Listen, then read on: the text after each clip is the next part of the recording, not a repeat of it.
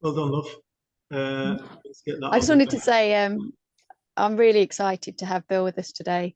We've met years ago at conferences and I've heard him speak on stage, and then we were together in South Africa for a conference out there. And recently with ischiocytosis, Bill did a webinar for us to help raise funds. Him and Linda have supported Dave and I, and showed us so much kindness and just been fantastic friends and colleagues and teachers. So I'm really excited he could be part of this weekend. And just thank him so much for taking the time to be with us all. And I know it's quite early for you. Well, it's 7:30, but that's I got most of my life as a physician. I was up at 6 o'clock, so It's a lay-in. You're retired now, Bill. So thank you. no, I'm not. I actually have not? my license, and I'm looking to do some work, maybe at the state hospital or even the state prison, just to bring this message to people that don't have much hope, you know. Good man. Good man. Good man, Bill. Bill, thank you so much for joining us, buddy. A couple of people just coming in. But Bill, I just wanted to introduce Bill Pettit. Like Jen said, wonderful man, fantastic teacher, been around, met Sydney Banks. When did you meet Sid? 1983. 1983. He was my mentor for 26 years. Wow. Well, this is there's an archive here. Bill, what I would, if you wouldn't mind, I was thinking to myself, it would be really nice, just given the way the conversation's gone, it would be really nice to hear, you are a psychiatrist, what was it that you heard in Sid's message? Why is it you've chosen to share Sid's message over your formal training? Yeah. And what do you feel the transformational catalyst is for people? What is it you think that brings around change with people? What is it about the principles that brings around change? Okay. And then one last thing, why is the principles different to what you were taught in psychology and techniques and stuff like that? What's the difference between the principles and techniques? Okay. Why is the principles not a technique? Okay. Are you all right with that? Oh, absolutely, absolutely. Right, I'm going to switch, Bill. I'm going to switch. I'm just going to pause you one second. I'm going to switch computers right now because it already says battery's low. So we're going to go to. We're going to go to this one.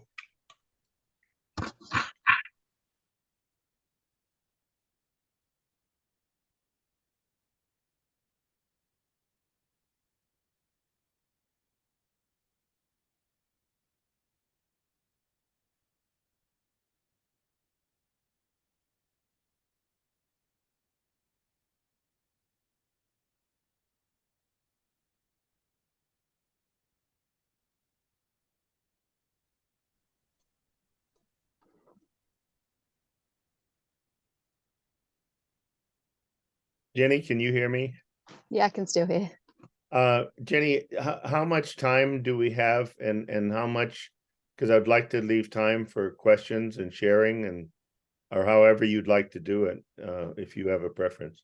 If you've got we've got an hour and a half, so if you've got time for that, that would be great. Oh, I've got time for that. Yeah, even a little more if you wanted it, but I know people have had a long day there too, so if we've had quite a nice break actually. We've just had lunch. We've only just come back from lunch. Oh, okay. And it's actually like the sun's come out today. You can see all the mountains in the mist in the background. So I think most people have had quite a relaxing, like chilled couple of hours off. So 90 minutes. So do you think maybe 40 minutes and then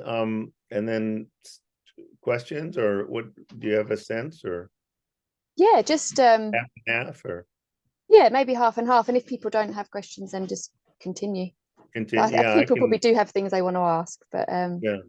Well, and even share, sometimes people have things that they share that they've seen fresh, So sure. Okay, that's good. That's good. Oh, I think they're back. Okay. So David, let me We're know. good. We're good. Everybody's in position, ready for takeoff. Okay. 3, 2, 1. Right. Cheers, Bill.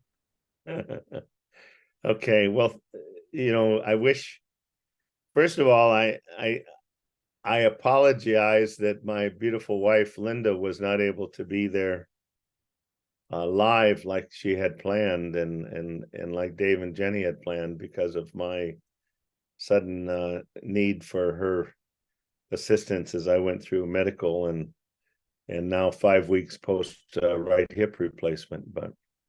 But life, what is it? I think John Lennon is attributed to saying that life is what happens while you're making other plans. Has anybody besides me noticed that through your life? I see a few nods. Yeah. Well, I was kidding to, you might have heard me, to David. I can't claim to match what you heard from my beautiful wife Linda yesterday. I told him I feel like I'm following, and now that you've heard the Beatles, here's Bill Pettit, kind of a tough act to follow. And I'm sure you, even with others that have shared, you've heard a lot of beautiful things.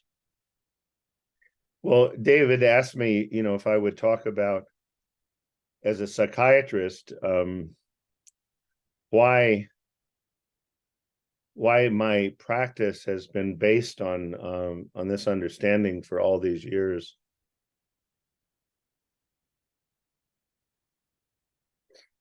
And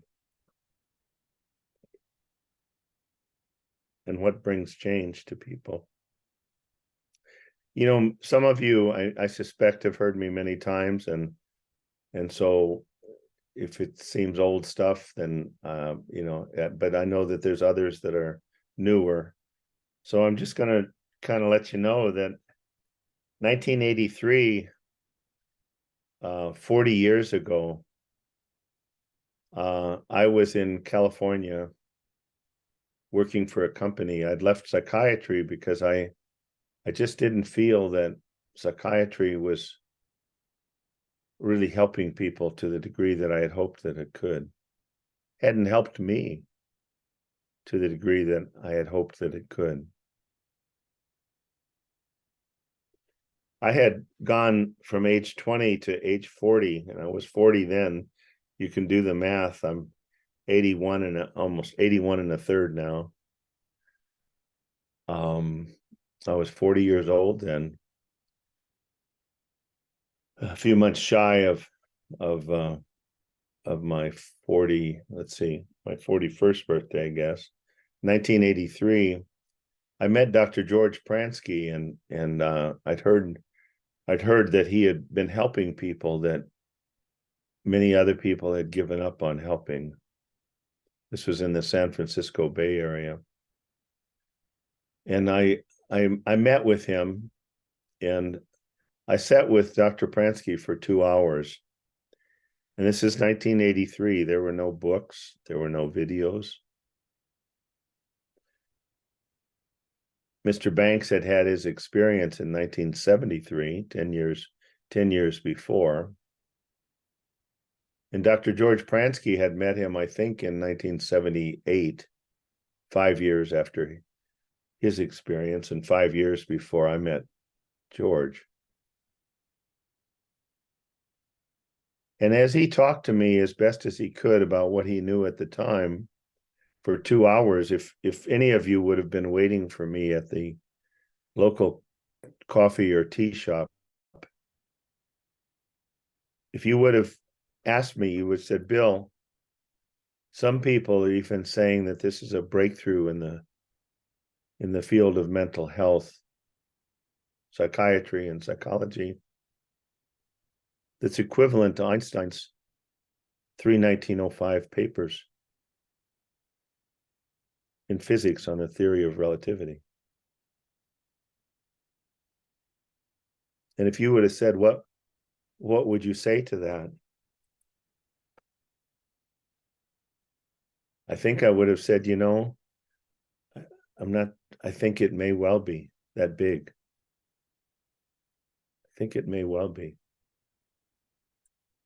And then if you would have said, well, kind of excited, well, tell me all about it, I would have suddenly become not so loquacious, I think is the word, huh? Not so full of words, because I would have had trouble describing what I've heard, even though I had 26 and a half years of formal education and thought I knew the American English. I know it's not the real English, but American English language is it's supposed to be funny, guys, but I guess it didn't sound so funny. American English language, as well as I should have been able to understand what was being said. I remember my visit to Scotland one time. One time, people went from Scotland. I know they're speaking English, but if they get talking too fast, like, it could have been Greek to me. I asked them to slow down. Please slow down. So I knew it had something to do with all of us being given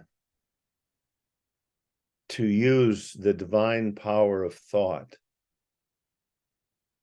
that created the whole everything in the universe, that somehow we were gifted to use that power to create our experience as we went through life.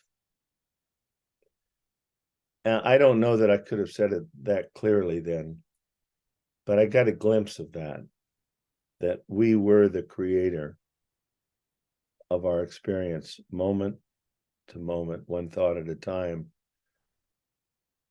throughout our life. And so when George asked me if I would be willing to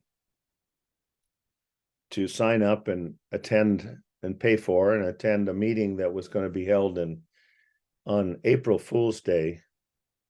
You have April Fool's Day in England where people play joke? Yeah, well, it was only fitting that it was April Fool's Day in 1983 that I sat in a hotel in San Francisco with about 250 other people. It was a Friday evening, and then there was Saturday morning and afternoon and Sunday morning and afternoon, 2.5 days.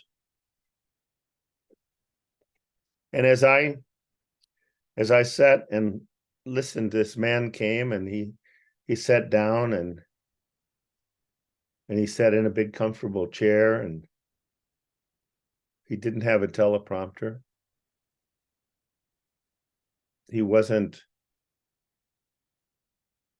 a Tony Robbins-like speaker that was energetic, and he sat quietly and he spoke. And he spoke from the heart.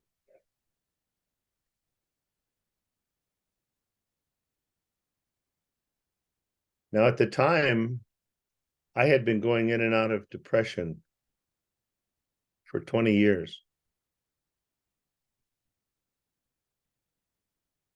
I was doing relatively well at the time. I hadn't seen a psychiatrist for a few years, 3 or 4 years. But during those 20 years, I had seen 6 different psychiatrists to help me with my depression.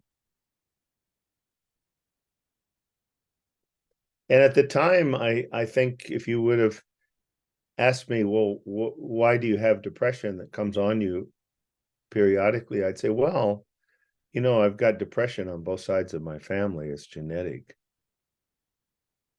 It's just the way it is. I've also got alcoholism on both sides of my family, so I have to be careful about that.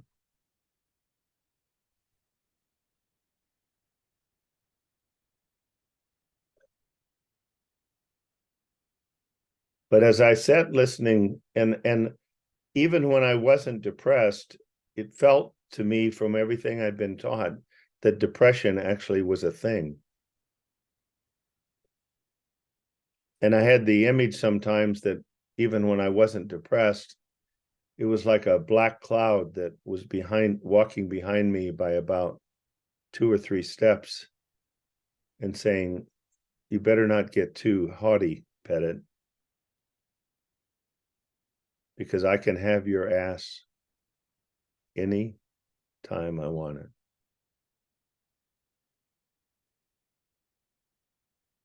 was a vulnerable feeling.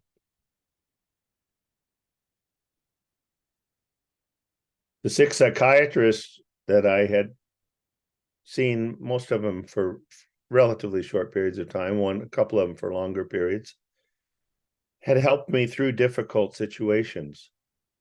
I'd never had to be hospitalized. I was able to continue my schooling and my work.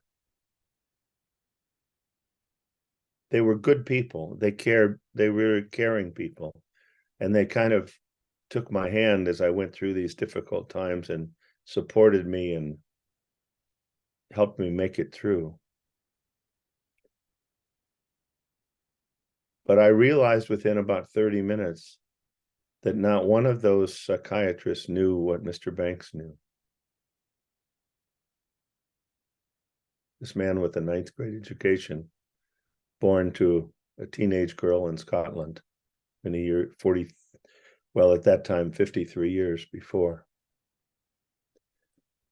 And as I sat there, I suddenly realized within about 30 minutes, without any effort, it felt like about 300 pounds, maybe 250, 273 and a half, I don't know. About 250 to 300 pounds of burden disappeared from my chest. Disappeared.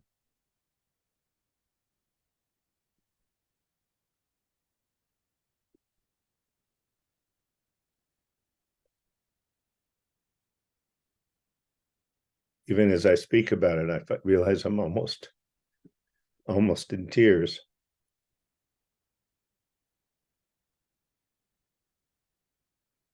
Because as I sat quietly there on April Fool's Day with my 26 and a half years of education and my 10 years as a psychiatrist and board certified psychiatrist,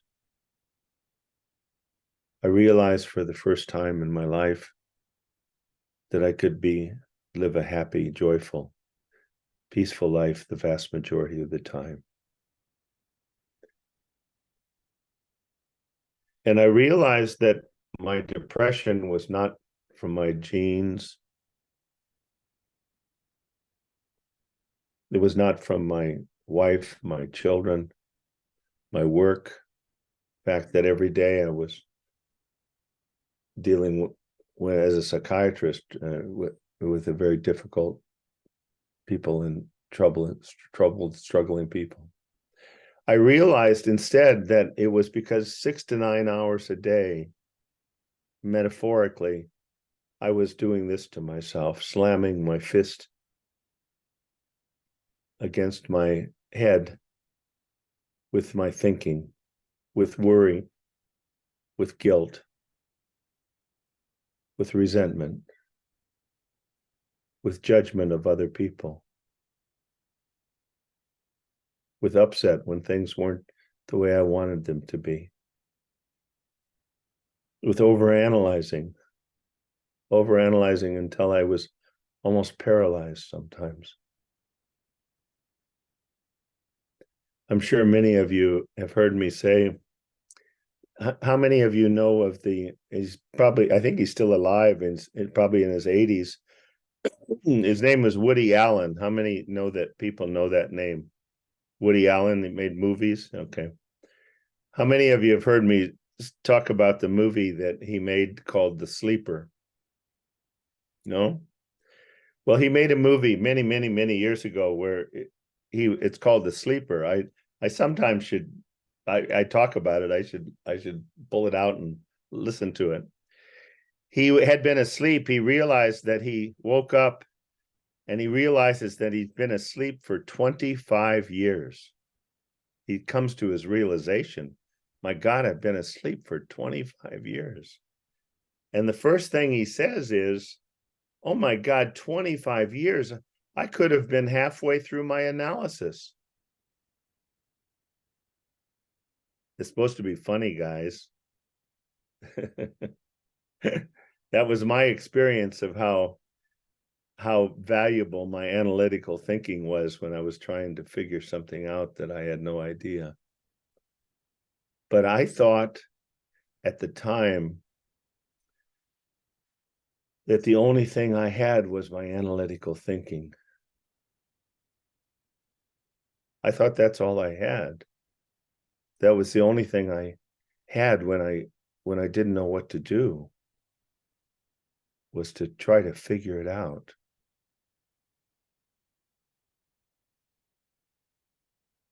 I didn't know that there was a spiritual wisdom, formless wisdom at the core of my being that was within every human being on earth. And that is an internal guidance system that's there operating, not available, but actually operating, attempting to guide me and guide you every moment of our life. And it can't be damaged. It has no form, so it can't be damaged. It can be covered over by our thinking, but it can't be damaged. It's always trying to, the signal is always trying to come through.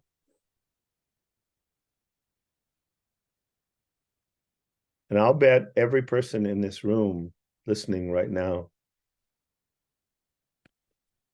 if you reflect on it, has had many, many, many moments of your life where you were quiet enough that you knew exactly what to do. Whether it was with your children or with your spouse, or whether some decision in your life, because you got quiet enough, you got present enough to allow that wisdom, that spiritual wisdom, that core of our being to come through. One metaphor that came to me in recent weeks was that when I was a kid in the United States, we had AM radio and FM radio. And when I was a kid, it was mostly AM radio. And I have no idea what that means, but I know that we listened to the AM radio stations. And if you were going on vacation, when we were going on vacation, either to Northwest Iowa or up to Michigan to visit my dad's relatives or my mom's relatives, and I was the second oldest of 6. I've lost 2 of my sisters, but 4 of us are still alive. As we would head out of town, we would have our home radio, WGIL 1420 on your dial. We'd have that on the car radio, and we'd be listening to music or to whatever was on it. But if you got about 50 or 60 miles away from Galesburg, it started to have more and more static. Then it became harder and harder to hear the what was being said and presented over the radio station. And finally, there would come a point where the static was so predominant that you'd say, we'll have to find a different radio station. Well, it's kind of like that with our inner wisdom, that if we get caught up in our thinking and trying to figure things out and being upset about things and being in judgment of ourselves or others, we create innocently. Please hear innocently. We innocently create a lot of static that makes it hard for us to hear the signal that's coming through every moment of our life.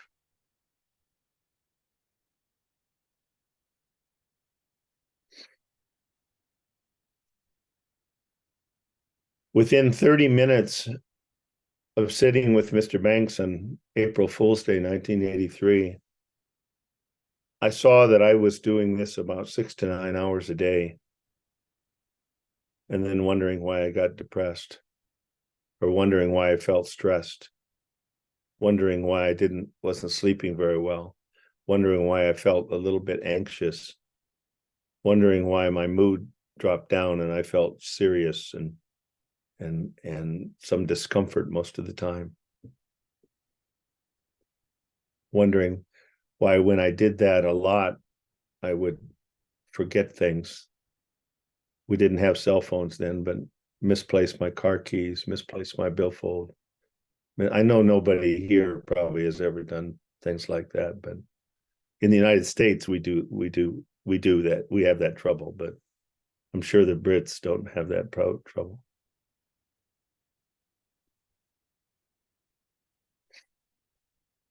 I knew that day. Now I didn't see how to stop doing that.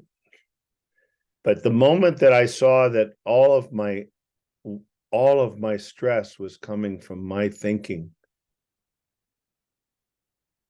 and what I was doing with this powerful gift of thought, once I had a glimpse of that,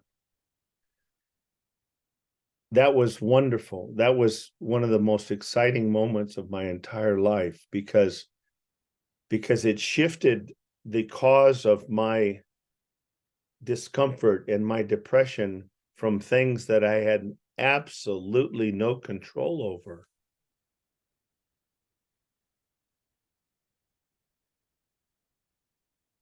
to something that I was doing actively moment to moment. I couldn't control things that happened when I was 3 years old, or that happened to me when I was 7 years old, or that I had done when I was 15 years old, or that was happening right now in my life. I didn't have control over what other people, places, and things said and done. Those things were outside of my control. And for many years yet, I thought those things were the cause of my depression. It was innocent. It was innocent. I didn't blame myself when I saw that. I was grateful. Wow. Wow, this is a new day. My life is going to be different. I am hopeful that I can learn how to stop slamming my fist against my head. What if I even if the force lessened by 30% and the frequency lessened by 30%, even if I didn't learn how to stop it, but I started doing it less and less hard, the quality of my life and the quality of my relationships would likely improve considerably. And that started my 40-year journey. Now, I met Mr. Banks after that weekend, and with Dr. Pransky and a number of other PhD psychologists, Dr. Mark Howard, Keith Blevins, some people you might have heard. And Mr. Banks said to me, he said, "Bill, you're the first psychiatrist that really has listened to me and has heard what I've said. I think it would be good if you would go across the country from California to Florida, where there's three PhD psychologists that I'm mentoring, and I could mentor you along with them. Would you be willing to do that?" And I said, "Well, let me talk to my wife and see." And my wife had a very powerful experience when she met Mr. Banks. We both started seeing that we lived in different worlds, in different realities, that we were using this power of thought to create a different way of viewing the world, and our arguments about who was right started to fall away because we started listening to each other to try to understand the world that each of us lived in.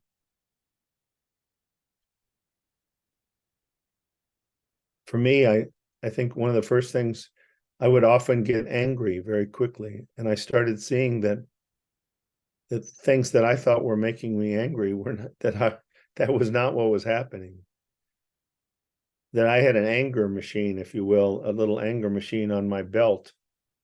And then when people didn't do what I wanted them to do, the way I wanted them to do it, at the time that I wanted them to do it, I would flip on my anger machine and create anger with my power of thought, and then blame them for making me angry. It was very empowering to see that I was not the victim of life. I was the creator, been given this creative power, and I was creating my experience. It's not to say that sometimes we don't go through some difficult times where we're being, especially as children, where we don't have control. But once we later see that the past is a memory, and we get free, and we can talk about that. But I started to see that. So as I went back into psychiatry, well, first of all, as we went across the country, I hadn't realized what had happened to me, that something very powerful had happened inside of me, that I saw people's innocence. I saw that people were always doing not the best that they saw to do, but the best that they felt capable of doing at that moment. And as we got to the middle of our country in Illinois, where my wife and I were from, it's in the Midwest. Those of you that know the kind of the Mississippi River there and the Missouri River, we went to Illinois, and we went to visit my parents for 3 days. And my father and I had been like this. We'd never fist fighted, but we saw so many things differently, that we could not even watch a sporting match on television without a 50% chance of one of us walking out, storming out because of what the other had said. And I saw my father on the way from California to Florida. First time I saw my father, I looked at him and my eyes were different. I saw him through eyes of unconditional love. And I saw a beautiful, beautiful, beautiful human being. My heart welled. I didn't say anything. And my father, we never talked about it, but I knew he felt it, because in the next 3 days, he told me more stories about his early life than he had told me in 40 previous years.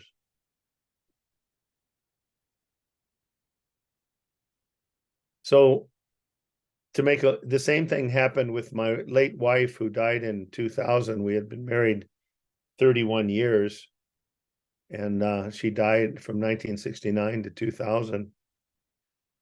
And the same thing had happened with her and her mother. It transformed. She saw her mother through eyes of unconditional love, without judgment. And so I got a job at the state hospital, the state mental hospital.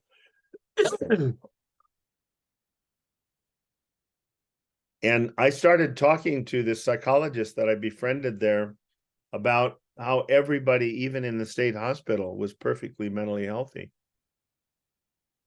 They just didn't know it. Just didn't know it.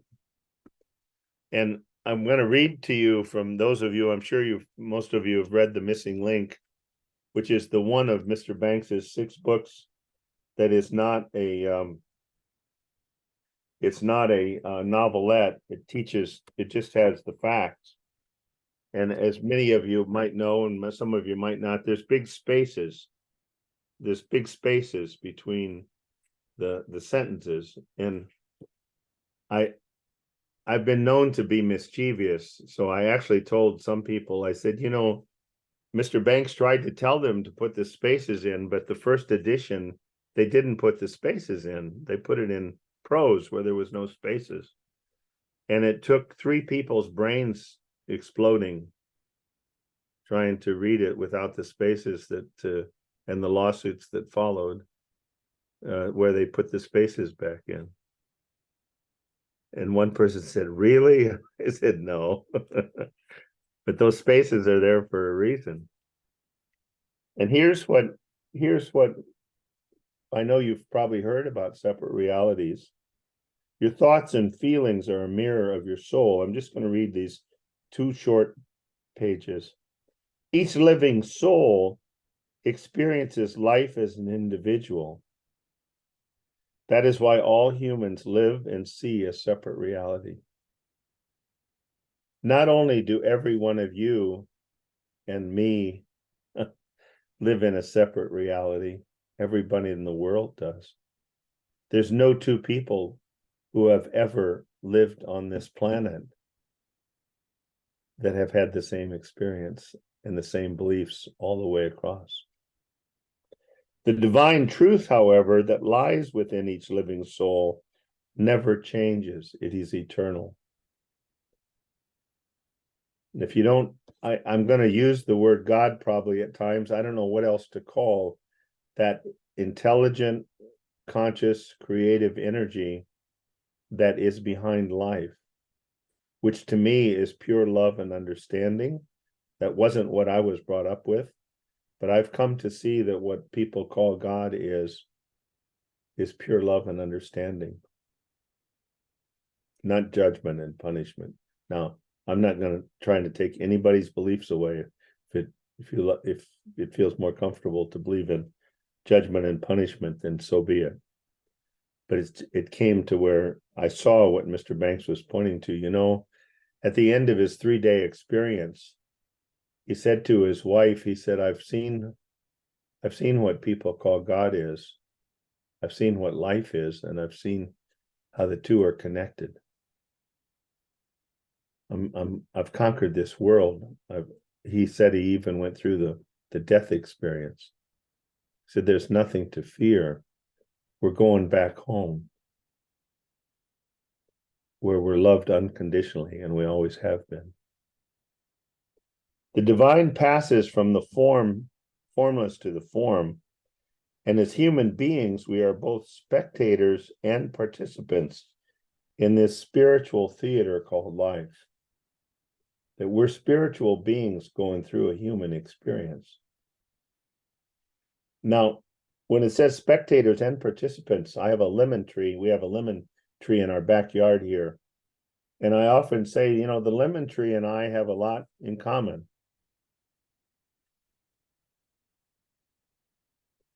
We're both manifestations of divine energy into form. Both of us. I'm slightly more mobile than the lemon tree is, although I thought one evening I saw it taking a short walk down the street and then hurried back before anybody was awake, but probably not. But as human beings, I don't think the lemon tree can know what it is, know that it is divine energy. It's God energy with all the intelligence of God at its behest, trying to guide it through life. I don't know that the lemon tree knows that. But as human beings, we have the ability to come to an awareness of what our true nature is. That our true nature is spiritual and it's powerful. The great mystics of the world who tried to explain such knowledge had no choice but to speak in metaphors, knowing that their words were only a representation of the spiritual wisdom that lies within the consciousness of all, in italics, all human beings. Now, believe me, through the years since this book has been, I think it's 2000 or 2001, I've had many people who said that thought they were exceptions. I remember this one man who was in his 50s and had been depressed since he was 12 years old, he said, because of something his brother did. And he said, I don't have that wisdom lying within my consciousness. And my first inclination, of course, was to argue with him. And instead it came to me. I said, oh, Joe, oh my gosh, there's an asterisk here in my book, and I never noticed. Many times I've read this, I've never noticed this asterisk. He said, well, what does the asterisk say? Well, it says representation of the spiritual wisdom that lies within the consciousness of all human beings except Joe Smith. Oh, Joe, I am so sorry. I've been wasting your time and I've been wasting your money. I will have a check in the mail to you tomorrow.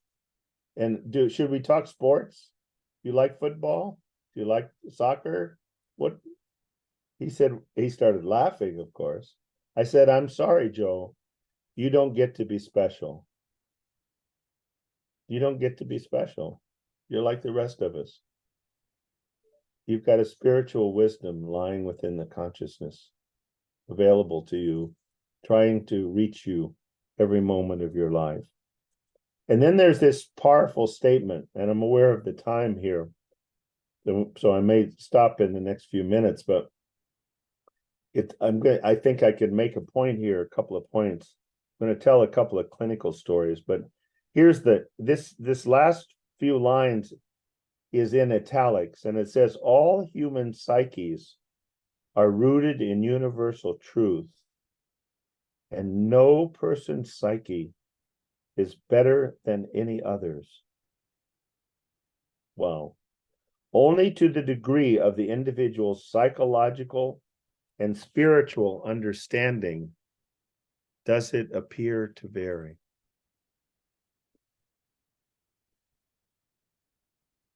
So when I went to that state hospital in 1983, I befriended a psychologist, and I started telling him that I had seen, and it was clear to me that everybody, even in the state hospital, the 700 patients that were there, that they were perfectly mentally healthy. They just didn't know it. Well, you can imagine his reaction was that I'm just going to tell you, he kept telling me I was full of shit, full of excrement, whatever. Kept telling me I was full of shit. But he kept having to have lunch with me, and he told me that he had this terrible anxiety disorder, that he had panic attacks frequently, especially he wanted to be in his local theater in this little town, and every time he tried out for a role, he'd have a panic attack, which would keep him from trying out and getting a role. And he had a generalized anxiety all of the time that affected him frequently when anything happened in his life. And he kept telling me I was full of shit, but he kept wanting to have lunch with me. And we had lunch about 3 times a week. And about 6 weeks later, he told me that his anxiety disorder that he'd had for 30 years had disappeared and gone away. And he didn't know why. He had no idea. He was serious. He had no idea why it had gone away. In fact, he'd gotten the lead role in his local theater's production that was coming up. But at some level, he must have known, because he asked me if I would come and be the co-leader of a group of chronic schizophrenic patients, people with this label that they were not, that they had this thing called schizophrenia. Even, our chief of the Mental Health Institute a few years ago said we may have to stop using terms like depression and schizophrenia, because people think they're actually real, and they're not. There's no reality to them. They're constructs. They're just constructs, and they're confusing people. And I know that's a heavy thing to say. Most of you have heard me say that there's only one mental illness, chronic mental stress, that manifests in different ways. So he had me do these groups with him, and there were 21 or 22 people in the group. I think there was a just all men's side unit. and they had been in the hospital for many, many years with this diagnosis of chronic schizophrenia. How many of you have heard me tell this story before? None? No. Okay. This is a true story, and I wished that somebody would have surreptitiously been videotaping me, because I could show you the videotape today. It was on Wednesday afternoons. It was from 1 to 2. There's the psychologist and I and a group with a slightly bigger group, I think of about 20 or 21 people. And I was talking to them about mental well-being like I'm talking to you. And the first two groups, there was this man over to the left who was quietly carrying on a conversation with his auditory hallucinations. And he was doing it so quietly that I didn't say anything, because he wasn't disruptive to the class. And halfway through the third 1-hour group on Wednesday afternoon, that man started laughing. And I don't mean just giggling. I mean laughing so hard that he was holding his stomach and his breathing fast and his eyes were watering. Has anybody here ever been around somebody that started doing that? What happens? What happens? Doesn't everybody? It's like the most contagious virus. It is. Before you know it, everybody is holding their stomachs, right? Laughing, begging the person who started it to stop it. Just stop it. That's what happened. There's 21, quote, seriously mentally ill men holding their stomachs, their eyes watering, breathing fast, laughing, telling Herb to stop it, including me and the psychologist. And he didn't stop it. He went on for, I don't know, I didn't have a stopwatch, but I think it was 7 to 10 minutes. And it would seem like he was going to stop, and it was like an earthquake. Then he'd have aftershocks, and he'd have another insight, and he'd start laughing again. And finally he stopped. And I said to my psychologist, I said, what's his name? And he said, his name's Herb. I said, how long has he been here? He said, he's been here 47 years. Since he was 20. They tried to get him out a couple of times.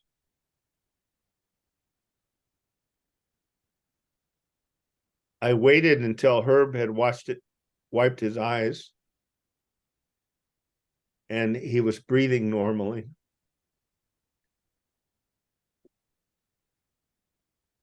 And I said, Herb, could you tell us what was so funny? He picked up his chair, which had been kind of askew for the first 2.5. He put it fully into the group, as you guys are.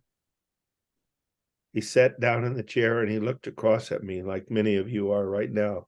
I can make eye contact with you. He said, Doctor, while you were talking, I realized, I don't know if he said I suddenly realized, I realized that I've been making myself crazy for 47 years with my own thinking. And I don't have to do it anymore. Well, I will tell you, you'd think I would be excited. I was unset. I was rattled internally. I did not sign up for this. I signed up to help people a little bit with their anxiety and depression, but not to come out of 47 years of chronic schizophrenia. Couldn't be true. It couldn't be true. It couldn't be true. But then, and I'm not going to take the time, for the next 20 minutes, he spoke as eloquently, or probably more eloquently than I have to you. And he told us exactly how it had happened, that he had done that, and how the whole process. And we sat there spellbound.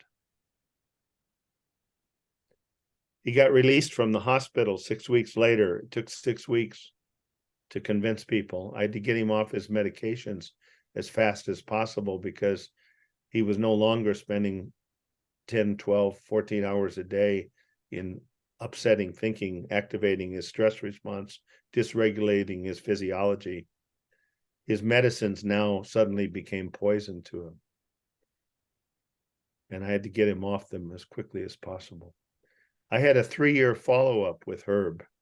He was living in an apartment in a town on the Mississippi River. He had a girlfriend. He was on no medicines.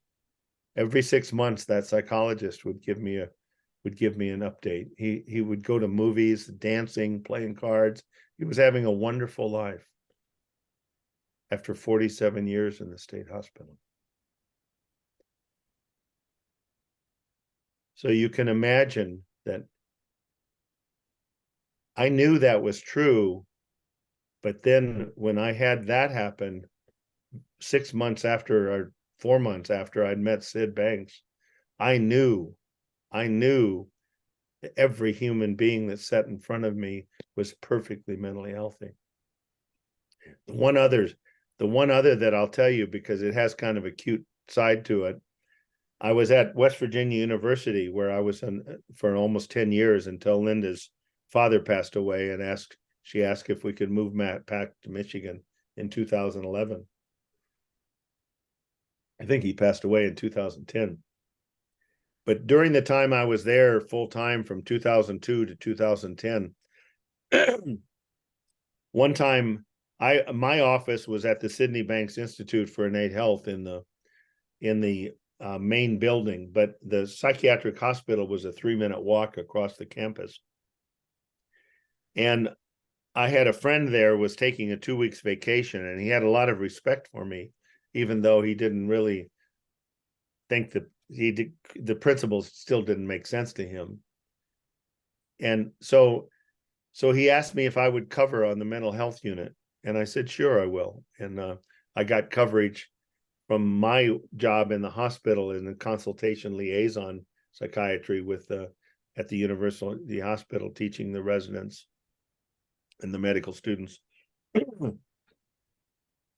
I think the first day that I was there on the unit, there was this 26-year-old attractive young woman who had a bachelor's degree in psychology, who was in a full-blown manic psychosis. This was her 5th hospitalization in 7 months.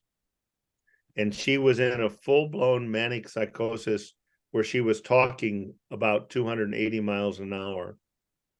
And she had been awake for 43 hours at the time. She was on 2,100 milligrams of lithium.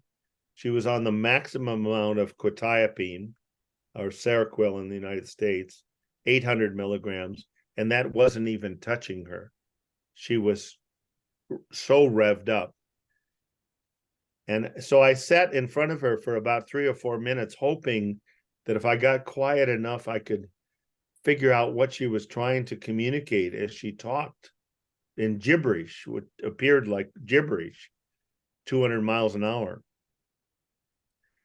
And suddenly, from this place of quiet, that guidance system that I told you, the guidance system came the thought, ask her if she could stop for 45 seconds. So I said,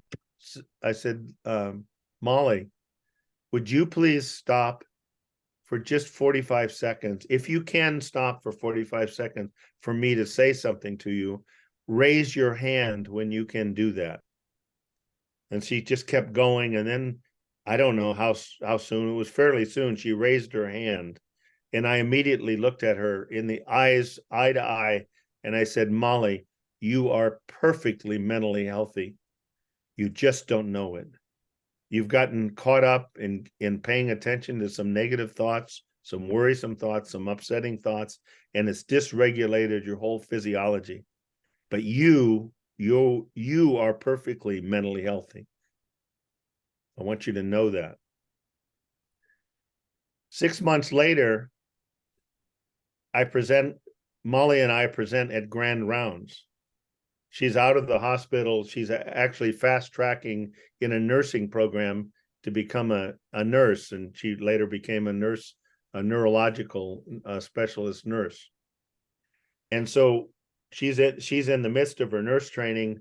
She's working on the weekends for 8 hours twice on Saturday and Sunday so that her 6-year-old son has health insurance. She's sleeping, say, 8 hours a night. She's completely off all of the Seroquel, 800 milligrams, and she's on 300 instead of 2100 of lithium. And we get through the presentation, and her panic attacks have gone, or not only the bipolar, but the panic attacks. And one of the residents, after we made our presentation, he said this question to her. He said, "Molly, what did you think when Dr. Pettit told you in the midst of your florid psychosis that you were perfectly mentally healthy? What did you think when he said that?" Now, that was a great question. Do you think? It was a great question. All the psychiatrists are there, the nurses, the social workers. And he asked that question, and Molly, she got kind of quiet and a little smile came on her face. And she said, well, she said, the first thought that came to me was, oh my God, they have given me a psychiatrist that's crazier than I am.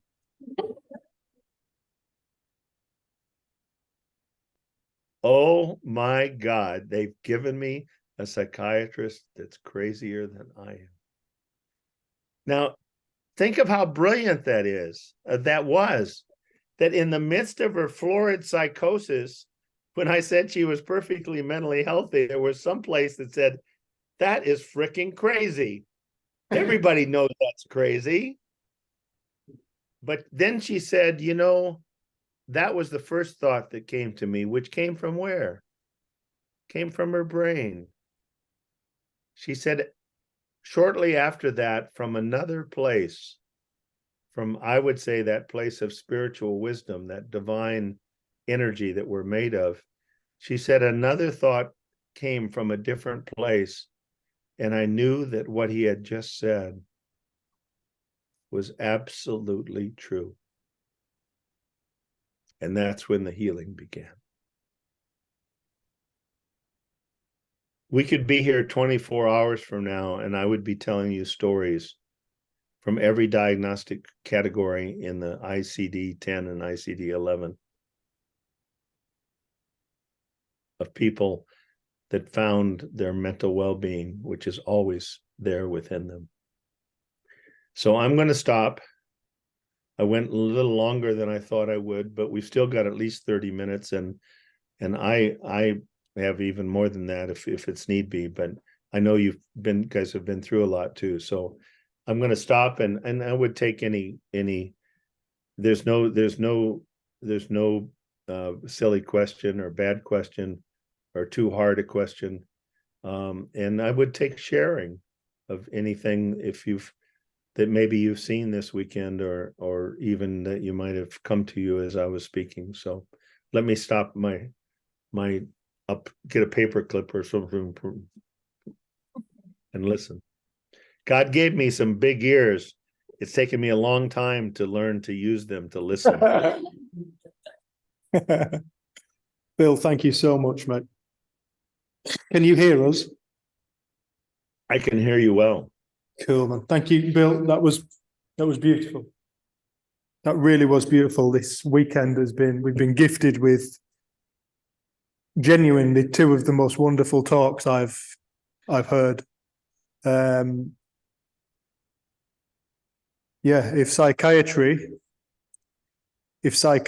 you could reach psychiatry at mass and have them hear what you are hearing, I think this world would change very, very quickly. Or what you've, sorry, if they could hear what you've just shared, this world would change very, very quickly, especially with regard to mental health.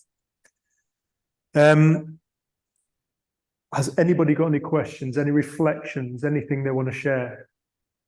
Any questions for Bill? Marie, you might have to come a bit closer, love, because unless I can connect this speaker. Are you all right coming close?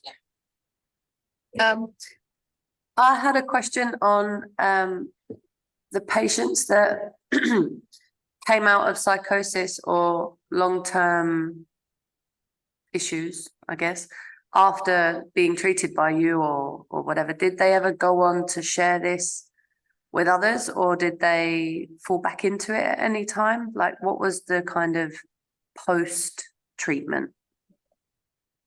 Well, one is a great question. Yeah, I don't know if David, have I ever sent you Molly's story? It's called Not So Broken. No. I would be glad to share it with you. Yes, we've got that. Yes. Do you have that? And do you have the other one too, by Nicole? Ask Jenny. Yeah, Yeah, we do. You do? Okay. Yeah.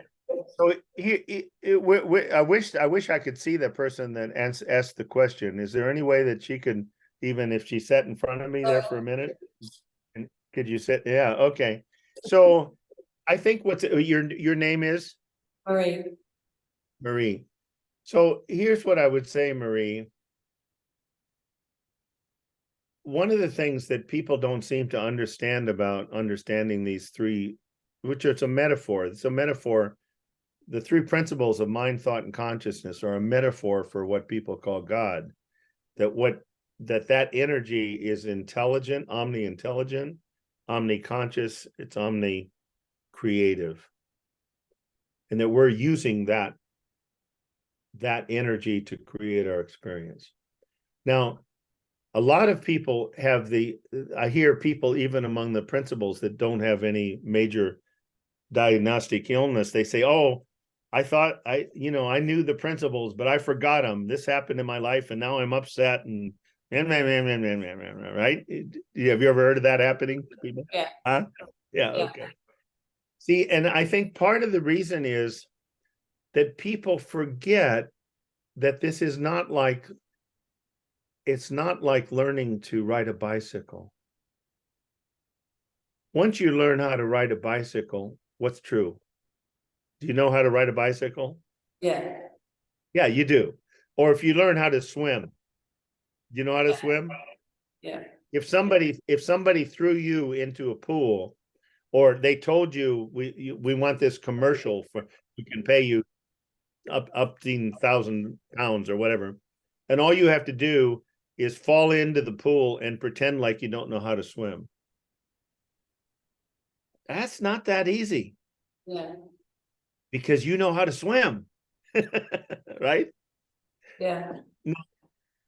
The principles are pointing to an understanding of the system of life, which is the spiritual power, divine, what I'm going to call God energy, that everything in the universe is made of, and that we are not separate from.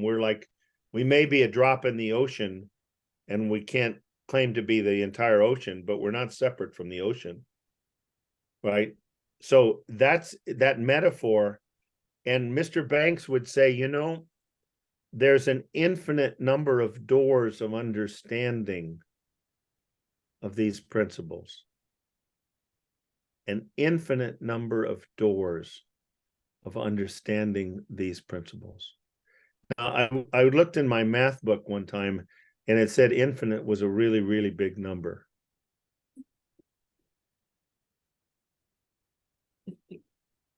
In my experience over 40 years, I did not see the principles 40 years ago, and my life has been a cakewalk since then.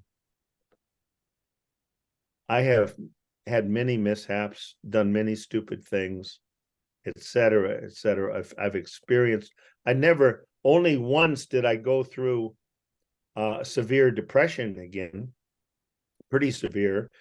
Have any of you heard that story? It's worthwhile, I think. I'll do it quick. No. In 1995, 12 years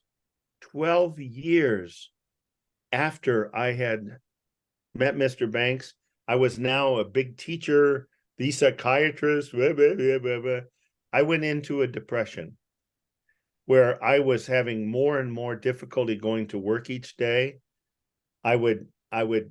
Lunch would come and I would have tears in my eyes. I was having trouble getting to work. And this, after about 6 weeks, there was a weekend holiday in the United States. That's the first Monday in September. It's called Labor Day. It's to honor the people that work for others. And I came home on a Friday and I said to my late wife, Susan, I said, honey, I need to get my ego out of the way here because I'm depressed. I'm barely able to go to work each day. I'm having trouble functioning. And I made a decision that on Tuesday, it's a 3-day holiday, Saturday, Sunday, and Monday. This was 1995, 12 years after I'd been exposed to the principles. I said on Tuesday, my friend Arlen Mirmo, who's an internist, I said, I'm going to call Arlen up. I'm not going to bother him over the holiday weekend. I'm going to call his office on Tuesday morning and ask the secretary to pencil me in that I would be there at 5 o'clock at the end of his day and have him start me on some antidepressant, sertraline, Zoloft, something. Okay. Are you with me? Yeah. Now, once I made that decision on Friday afternoon, what do you think happened? I'd made a decision to do something on Tuesday, so I quit thinking about my freaking depression. And I quit trying to figure out how to get out of my freaking depression. Because I'd made a decision on Tuesday I was going to do that. So what did I do? I spent the Friday evening, Saturday, Sunday, Monday with my beautiful wife and my 4 beautiful children in the only thing that exists called the now. And I woke up Tuesday morning all excited to go get help for my depression, and I couldn't find the damn thing. And I looked all around for it. I know it's hiding here somewhere. I looked in the closet. I looked under the bed. I even went down in the basement. And I said, that damn depression is gone. This damn thing. What, that's not fair. I was going to do something about it. Do you hear me? Yeah. Thank you. So I can tell you that every time, let me make this one point before, yeah, it's okay. You can go ahead. You go get comfortable. Go get comfortable. So every time, and I know people think I'm a little loony. They've thought that a lot of times, but every time that I feel discomfort, emotional discomfort or physical discomfort, I get kind of excited because I know that I've been given an opportunity to go through a few more doors of understanding. That maybe is going to be important for me to know when something happens to my spouse or one of my family members or whatever, because life is impermanent. This is not our first, it's our second home. It's not our permanent home. So that I know, and I went through, I won't go into detail, but as some of you know, I went through the last 2 or 3 months. I was in a lot of physical pain, sometimes to me unbearable. And I got as close to the depths of hopelessness as I've ever been for a long time. But I kept going back to, okay, help me. Let me be present. Let me be present. And I learned a lot. I have much more compassion for people that are in chronic pain. I got a little less hubris about how much I knew. But I'm grateful for what I do know. And I do know that whatever's behind life is totally benevolent and beneficent, that there's a gift in everything. And that if I'm willing to get to the present and be as quiet as I can to get to the people say, what do you do when you're in a thought thunderstorm? I do the best I can to be where I am, because that's when that wisdom can come through and guide me. So I would say that there are some people that went further than others, and some people that stopped their journey. So it varies. Even in that room, when you think of it, why did the other 21 people not have the same experience that Herb had? They didn't. I don't know. That's the mystery. That's the mystery. I hope that answered. And my wife, my father was from a settlement of Irish Catholics in Northwest Iowa, a little town. It's still now, it was 400 people when they settled in 1856. It's about 4,000, and there's been about 4,000. And so I went there, and I went to their Irish shop there, and I have a little plaque that says, you know that you're Irish when you have absolutely no idea how to make a long story short. So my wife says, I don't care whatever DNA testing you have, I know you're Irish. So I'll try to do better. I'll try to access maybe my Swedish 37% with the next question. Maybe I'll do a little shorter. Thank you, Bill. That was lovely. Anybody else? Be gentle. Guess here's what I would say to all of you. Please be gentle with yourself on this journey. Be gentle with yourself. Don't be comparing yourself to somebody else, saying, oh, they're getting it much quicker than I am. Me. Bullshit. Don't worry about that. Just be grateful. The more you can be grateful. Sid used to say, the more you can be grateful for what you do see and what you do have, that feeling of gratitude will carry you to see more. It's inevitable. It will be effortless. Effortless. You will see more. And then if you're grateful for that, you will see more. But if you get in judgment of yourself that I'm not seeing and resisting where you are, I don't know whether he said this or I just got the picture.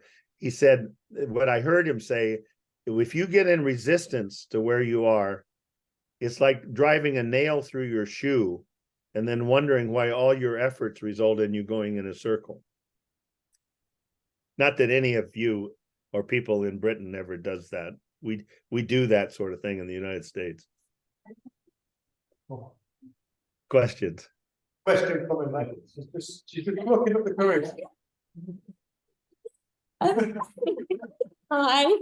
Hi. What's your name? Emma. Emma? Yeah. Okay. Yeah. So I don't know if it's a wrong question to ask, but I've been through psychosis myself, and similar to what you were saying about Molly, why do you think it is that the thoughts come in so quickly? Because it's rapid. When you're in that psychosis, your thoughts are rapid. Right. Here's what I would say. Here was what I would say, Emma. That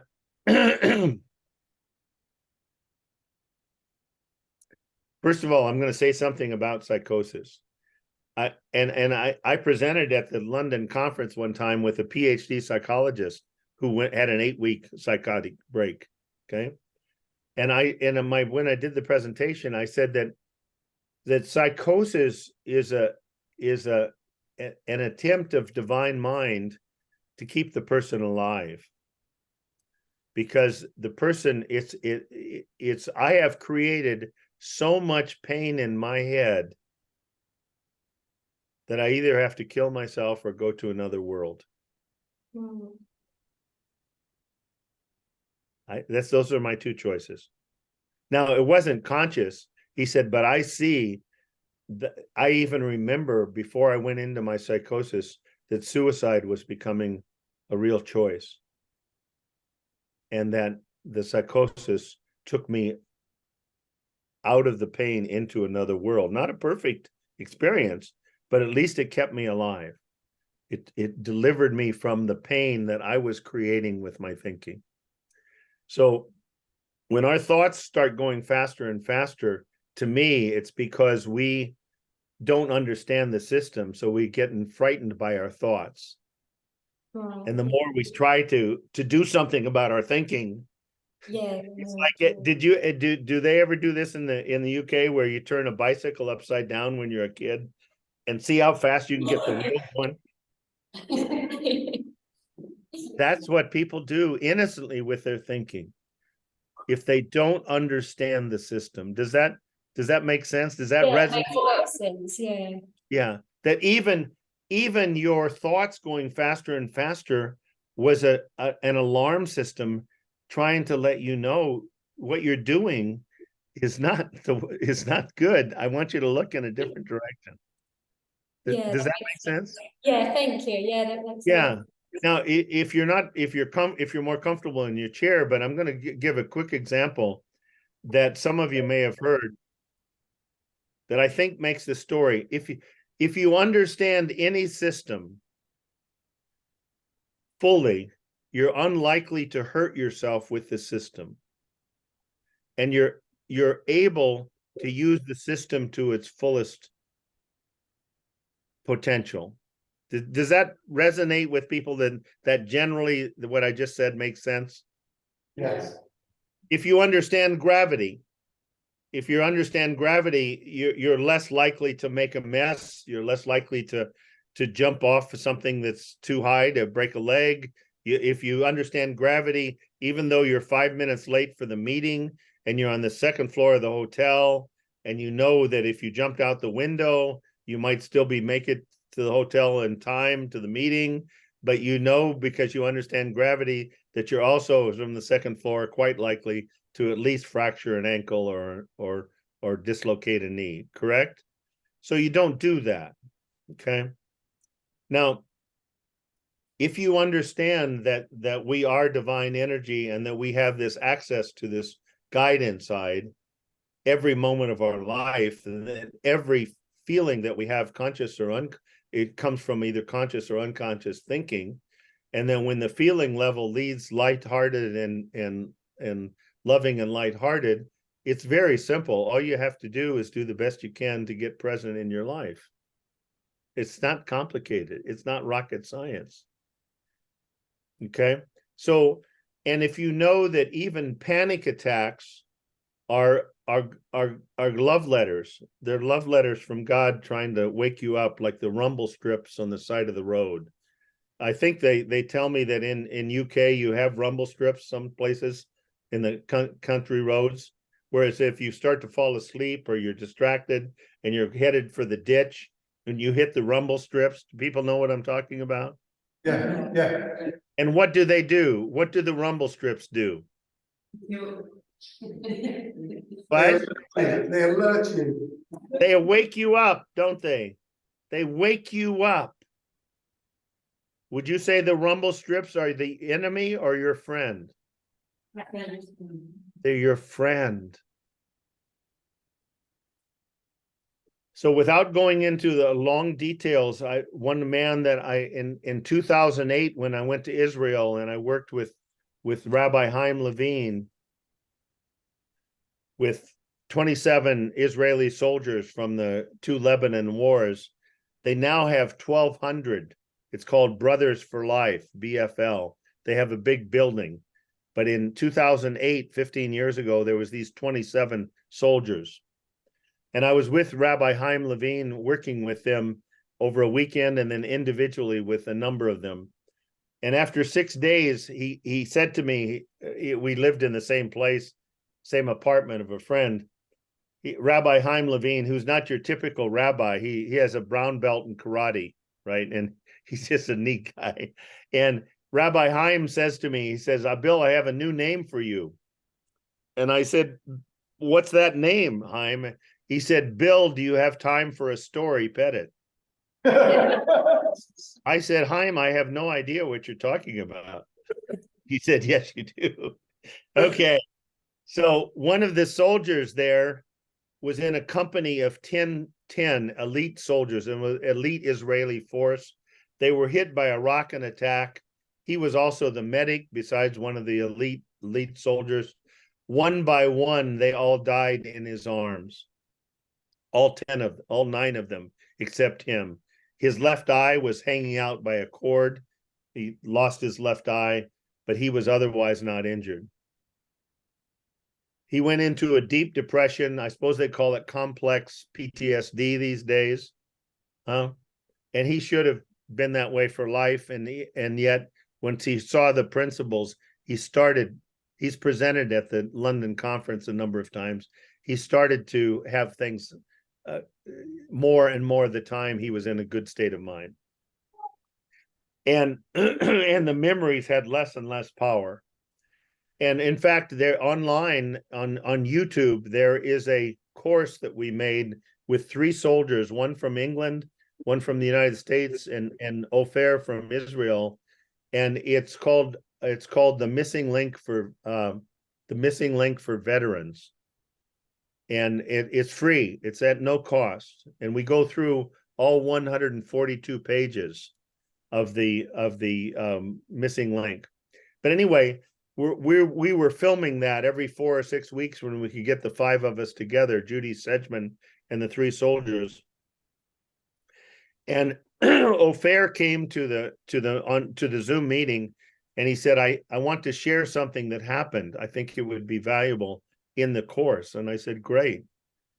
He said, this was before, he's now married. He has a beautiful wife. He has a beautiful little baby girl. And this was before that he was in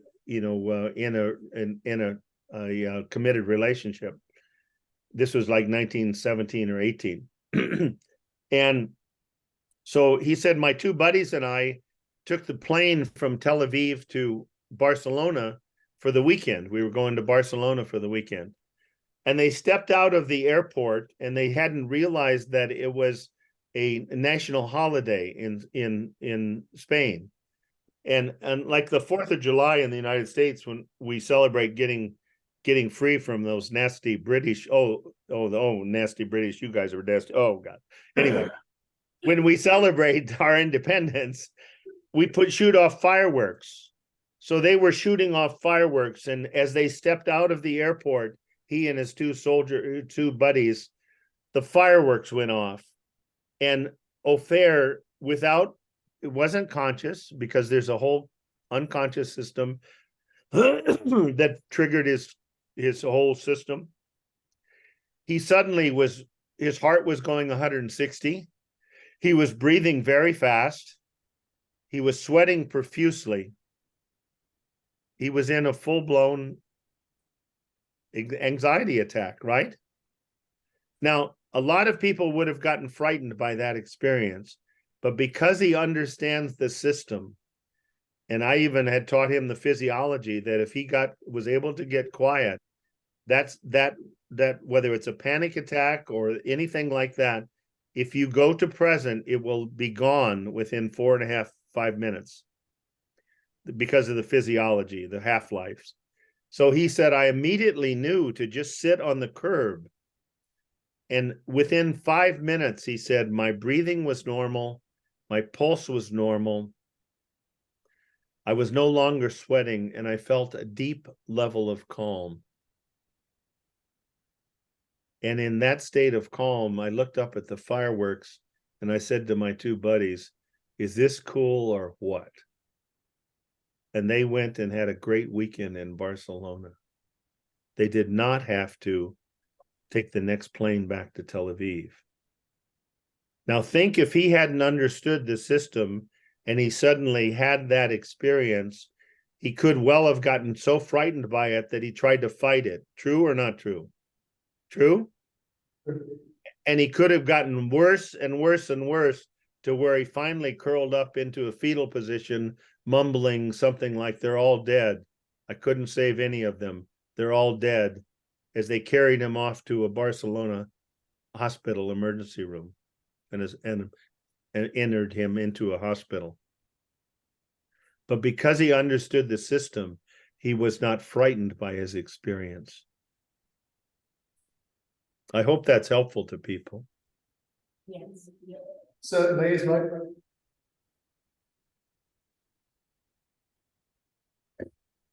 Did you say something to me, David?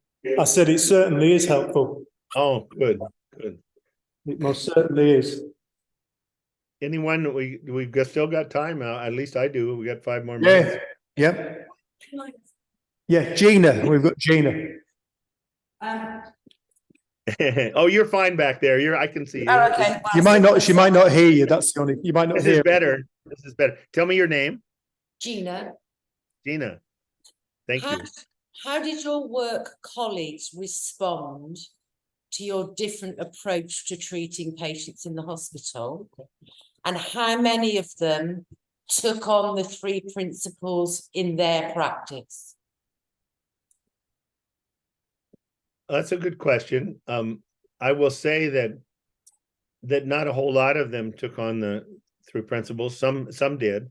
I've got a psychologist from the state mental hospital, Ryan Holbert, in 1990.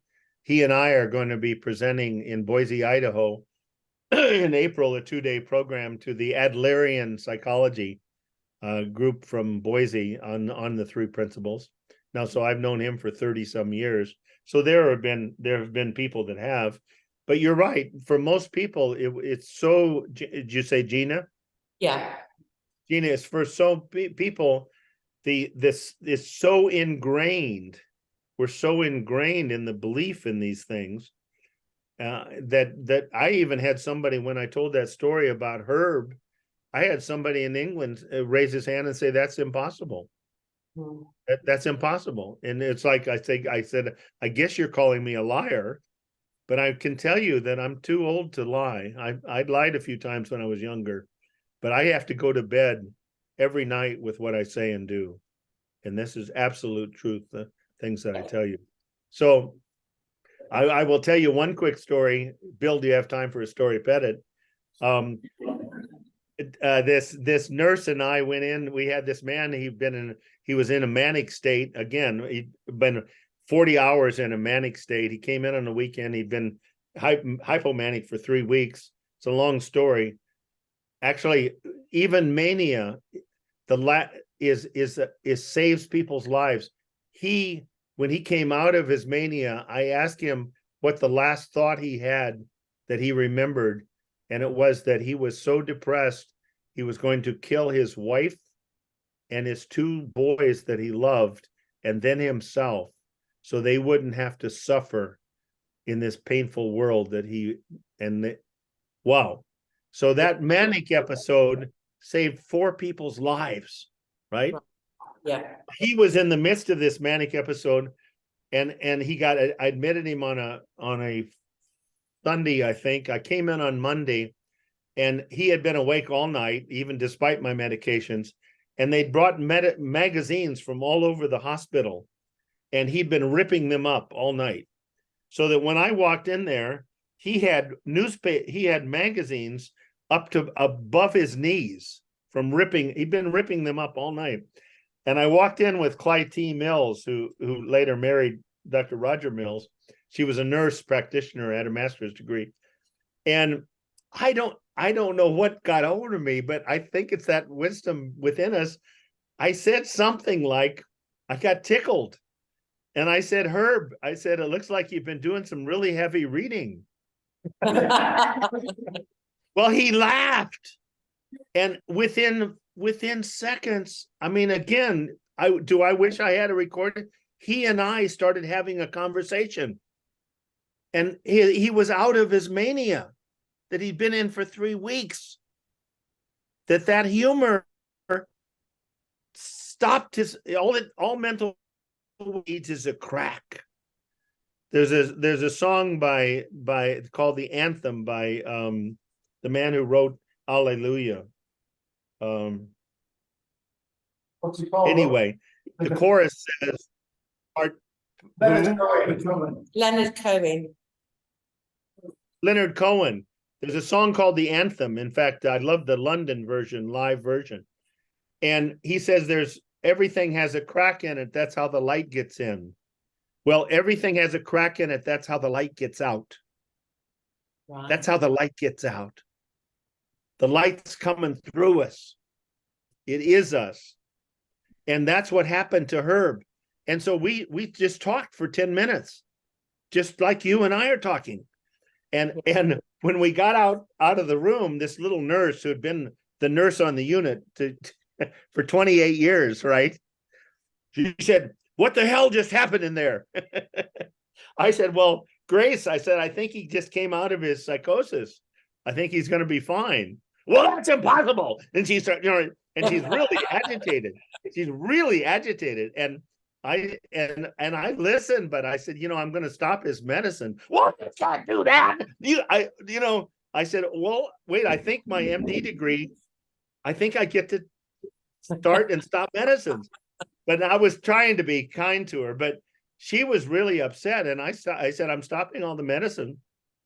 And she says, "Well, that's impossible." I said, "Well, I would listen." And then I said, "Grace, the conversation I had with him was much more healthy and logical than the conversation I'm having with you right now." Now, I said, "I'm going to stop his medicines, but I'm going to make it so that if he needs the medicine." But I said, "Mark my words, I don't want it given to him unless he needs the medicine, not because you or some other nurse needs the medicine." Yeah. Anyway, he came out, he was totally out of his psychosis. So now, but you do a lot of people, but eventually I had nurses in every place and doctors. They didn't understand, but they kept referring massive numbers of people to me because of the results. Yeah. And I had nurses everywhere in every hospital that I worked at that saw that my patients got better. So, now do I wish that I have been able to write? I'm still going to get it written because it needs to be written. Hannah Studley, I don't know if you know Hannah Studley, The Three Principles. She's written a number of books. One is called The Myth of Low Self-Esteem. Another one is called Painless. She had chronic pain and had been assaulted physically a number of times with trauma. And the third one is on women and hormones and their state of mind, hormonal changes. And it's called Very Well. And I think every man should read that book, besides every woman should read it. And she's writing a book right now. She's going to be interviewing me on Monday. She's got 45 transformational stories from around the world, from every diagnostic category. Okay. And she's got interviews with people like myself. So she's going to be the setup, I think, to my book that I'm more and more excited about writing, that hopefully will start a dialogue with people and get What was her name again? Hannah Studley, Chana Studley. HannahStudley.com. She'd be glad to talk to anybody, or if you go to the books, Hannah Studley, author, you'll see the book she's written, Three Principles books. Okay. Thank you very much. Yeah, you're very welcome. Thanks, Gina. I remember, Bill, when I came across the principles and my life I was going to commit suicide, but life didn't have that in store for me. And I was introduced to Sid. I didn't have a clue who the hell Sid was, but I listened to him on YouTube. And it was Sid's words that set off a resonance within my being. And I went for a walk and I had this awakening that where an old Dave died, I died and I was born again. I understand why people would call themselves born again Christians. If you have that kind of experience through listening to the words of Christ, I can understand why you would call yourself a born again Christian, but I'm not a religious man. And then I knew what I wanted to do with my life at that point. And that was to help people find this space within ourselves that heals all things. And I started running my community group. I started a community group for Kendal, my local area, because one thing it did for me was it made me very lonely, because I no longer resonated with my friends and their approach to life. And I didn't have anybody around me who I could talk to who understood. So I thought the only thing I can do is create a community of people who I can help, and hopefully I'll be able to rekindle my life. And it was actually very traumatic. It was actually quite a traumatic, it was a beautiful experience, but it was quite catastrophic for my life at the same time, because I lost a lot of friends along the way. So I started this community group. Anyway, my first community group, I had a group of men there, and they all came at me with different diagnoses. PTSD, bipolar, OCD was there, and they were banging me with all these diagnoses. And that night, I went home and I thought to myself, I need to start to understand diagnosis. Because if I can understand diagnosis, then I can talk to these people a bit better. And I want to be the best I possibly can at helping people. So I rung up a psychiatrist. I can't remember his name. We had what we call the yellow pages in the UK, which is flick through the yellow pages under psychiatrists. There was this man, and I just phoned him. I didn't have a clue who the hell he was. But he was top of the field. And I said to this man, look, I'm not a psychologist, I'm not a psychiatrist. I said, but I am helping people. I'm wanting to help people. And could you help me? And he said, yeah, he was really nice. He said, yeah, of course, I'll try my best, Dave. I'll try my best. And I said, I want to know about labels. And he said, okay. I said, right, okay. So I said, when I was at college, I said, whenever we did an experiment, we always had a control next to the experiment to check the accuracy and the validity of the result. I said, what was the control you used whilst doing the experiments to come up with the diagnostic label, the results? And he said, sorry, Dave, I don't really understand what you mean. I said, all right, fair enough. I said, did you kind of look at somebody who kind of had their shit together? They've got a good life, they're stable, financially comfortable. Did you look at them and go, well, they're mentally healthy, so anybody who isn't like you is mentally unhealthy? And he said, I'll never forget this conversation. And he said, sorry, Dave, I still don't understand what you mean. And I said, I understand why. I said, because those are crap questions. I said, you obviously have a line for mental illness. I said, may I ask where your line is for mental health? And the phone went silent. And after about 8 to 10 seconds, these are his exact words. He said to me, he said, Dave, it appears to me like my industry owes everybody a massive apology. He said, because we never work with mental health, we only ever work with mental illness. I said, if that's true, I said, when would you ever diagnose somebody as actually being mentally healthy? He said, we wouldn't. And I understood in that moment why I spent so much time talking to people, why I was put on medication. They didn't know my health. They couldn't see my health. They weren't trained in health. Right. And I understood why people get stuck in the system. Right. But all it took was one person, and her name's Sue. She hasn't been able to make it to this, sadly. She hasn't been feeling too well. Who, in spite of everything that I'd done in my life, in spite of all my fuck-ups and my feelings and this, that, and the other, she just looked right through me and she saw my health. Mm-hmm. And she was the lady who introduced me to Sid. Wow. And the way she came to Sid was, it was on her birthday, 6 weeks before she contacted me. She got a book through the post, and it was Sydney Banks' Enlightened Gardener. Wow. To this day, she does not know who sent it, but she read it. She said she disappeared and she knew what was in the book was truth. Wow. She started sharing. Wow. But to have somebody like you, Bill, who does see health, and I know you are going up against a religion. what has probably set off as a single man crusade is growing. But you are fighting an establishment. And I think Sid said a lot of people are going to have to die before this actually takes full hold. The whole system's going to have to die before this actually takes full hold.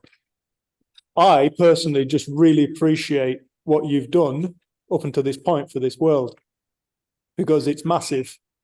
I really want people to actually appreciate this point. We have a psychiatrist here who is actually prepared to stand up and go against everything, go against his full movement and to swim in the opposite direction. It's a brave man. This Bill is a brave man. He's a funny man, yes, but he's also he's a charismatic man, but he's also a very brave man.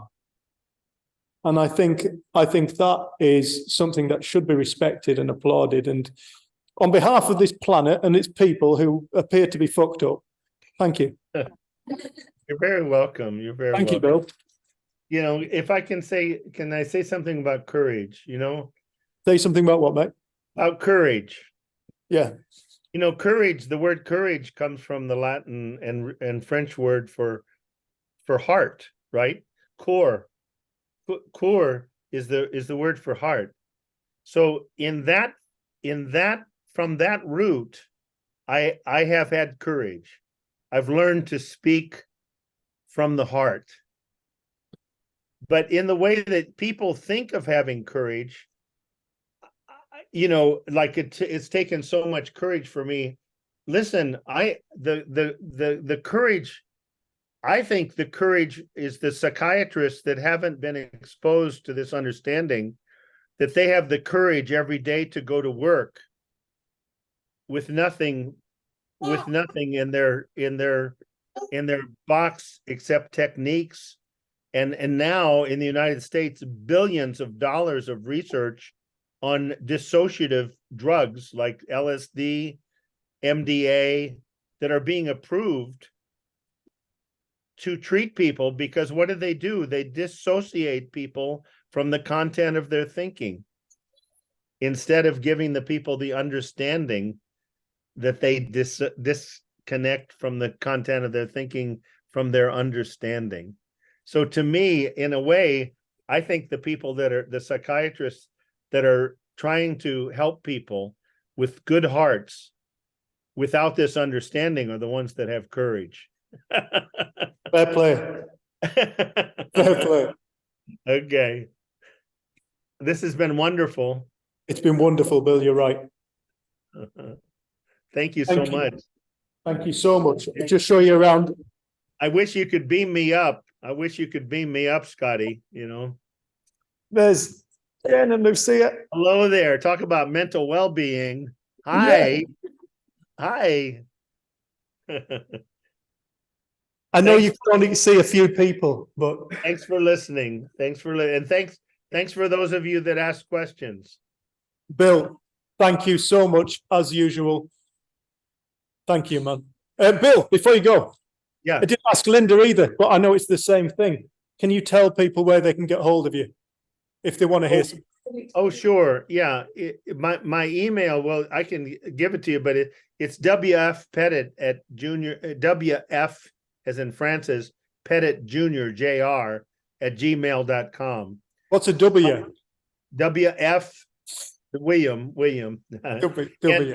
And my website is drbillpettit.com, www.drbillpettit.com, if anybody wants to look through it.